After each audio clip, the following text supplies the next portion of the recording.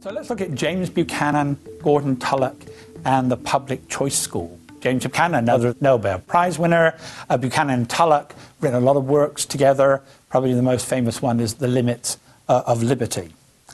Their approach to the question is how do we decide what the role of government is, they look to a social contract.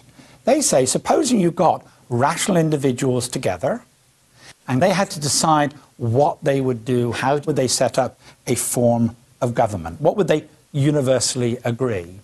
The American Constitution is an example of something like a social contract. They start with the question is, what would happen if we had no state at all? There was no government. They believe it would be the Hobbesian state of nature, after the ideas of the English philosopher Thomas Hobbes. Hobbes said that life without a government is, quote, nasty, brutish, and short. And not, as one student wrote, nasty, British, and short.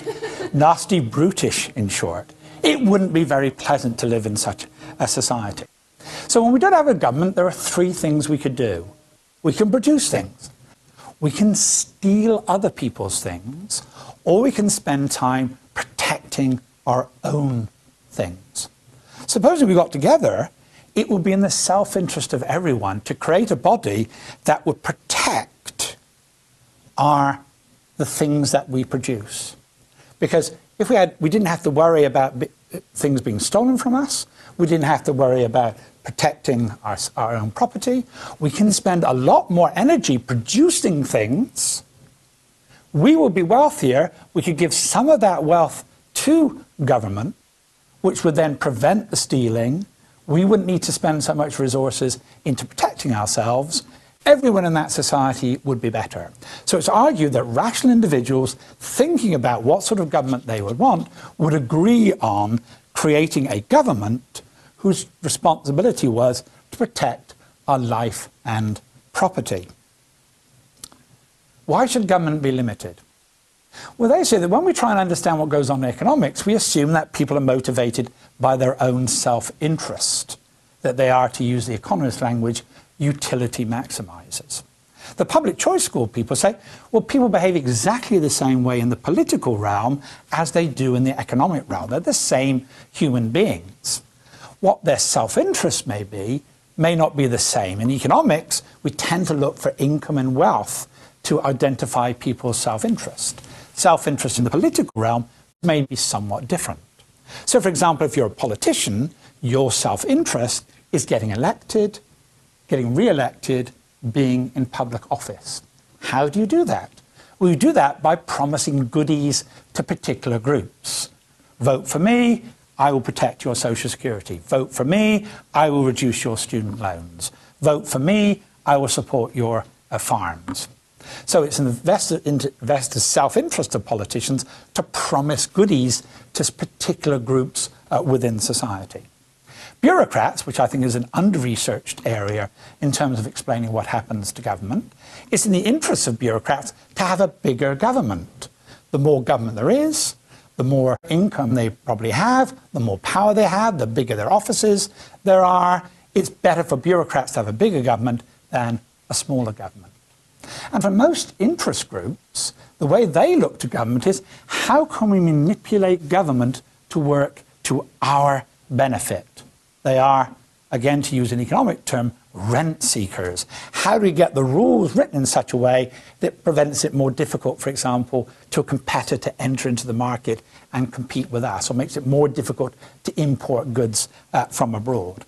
So the problem for the public choice school is that most political actors have a vested interest in growing government well beyond what people agree in the social contract. So that's why they think government needs to be limited, to prevent it going well beyond what the proper role of government should be. So what should be the role of government in that context? It's often described as the public goods state, that the state under public choice has two responsibilities. The protective state, it should protect individual rights, especially our property. And it should be a productive state. It needs to provide the public goods, deal with the sorts of externalities that we've talked about before. It is not the responsibility, public choice argue, to have any form of welfare state that goes well beyond the social contract. So a lot of public choice work is interested in the question of how do we limit the role of government? How do we, for example, should we amend the US Constitution to ensure that there would be a balanced budget? So why does government grow far beyond that which people would reasonably agree under the social contract? For example, why does the federal government of the United States do so many more things than the limited and enumerated powers that was established in the US Constitution? The public choice school explains this by the concept of concentrated benefits and dispersed costs. That is, the benefits of government program are concentrated in the hands of a relatively small number of people, while the costs of those programs are spread among a larger group of people. Let's take agricultural policy, for example.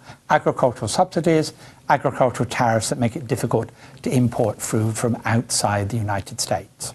Only about 3% of the population in the United States is engaged in agriculture. The 97% we're not.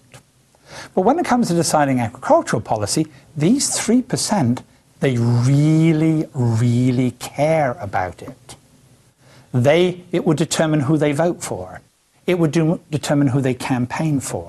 It would determine who they will give money for. They will throw cow manure over politicians who don't support these agricultural subsidies and tariffs. What about the rest of us, the 97% of us? Well, we all lose by this. We lose because we pay higher taxes to subsidize this. We lose because of the tariffs. That means we pay more for the food we buy in the supermarkets. So you would think, in a democracy, here's a policy, is in the interests of 3% and against the interests of 97%. Obviously, you would think, in a democracy, the policy would fail. And yet every attempt to do away with these agricultural supports have failed. How do we explain that? Well, those who really care about it, they really care about it, they're active on the issue. The rest of us, the population who loses by it, for us, we don't even think about agricultural policy. But even if we did think about it, for each one of us, it's only a couple of dollars a week. We're not going to get politically active on that issue. So when it comes to debating agricultural policy, it's the small 3% that determine what those policies should be. According to public choice, this is true of most government laws and programs. It is driven by the small number of people, concentrated beneficiaries of that policy, and almost no influence from those who pay the costs, consumers and taxpayers. That's public choice.